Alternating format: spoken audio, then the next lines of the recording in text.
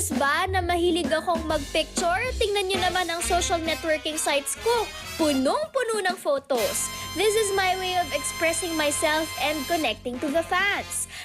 Kaya naman ngayon, pupuntahan natin ang mga picture-perfect na lugar na kapag pinicturean at pinost, sigurado makakakuha ng maraming likes mula sa ating followers. Ang mga lugar na ating dadayuhin, trending sa social media dahil sa natatangi nilang ambience. Ang mga ito hindi lang pasyalan, kundi mga kainan din. At hindi ko lang kayo itutur sa mga ito, bibigyan ko rin kayo ng tips kung paano i-level up ang inyong photoshoot. Una akong napadpad sa cafe na ito sa Katipunan sa Quezon City. Pagpasok pa lang, hindi mga ordinaryong upuan at mesa ang sasalubong sa inyo. Wow! Cute naman dito. Oh, makulay ang buhay. Amoyami Crib itself is a fairy tale concept. So here in Katipunan, we mix it with a bit of Zen, with a twist of the modern. So futuristic siya, but at the same time, fairy tale pa din. So that's why perfectly siya. If you want to take pictures, the colors are really vibrant, and the concept is really out of this world. Pwedeng mag-dine and chill dito habang kumukuha ng mga litrato. Ayan, syempre sa mga picture-perfect places na katulad nito, it's a must na meron kang smartphone para diretso Instagram.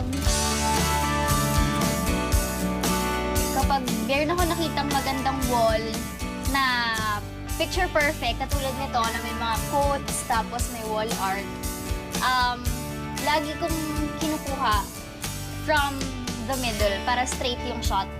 Para pantay-pantay sila. Kayo, pero kailangan make sure na meron kayong magandang ilaw. Eye-catching din ang artificial plants sa dingding.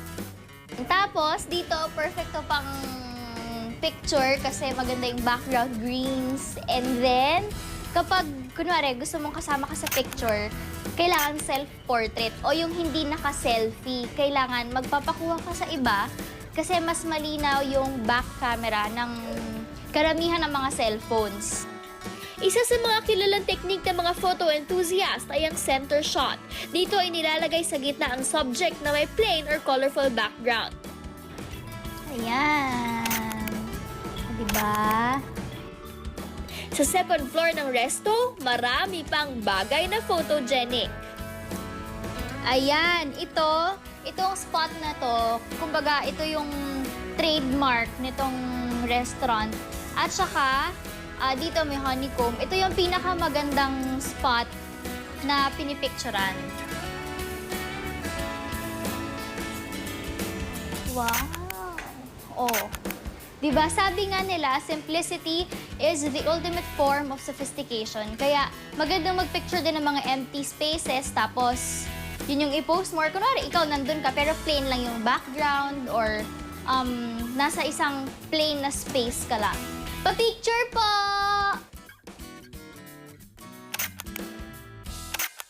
Kapag nasa restaurant, naging ugali na ng mga netizen ang kuna ng litrato ang pagkain bago ito kainin.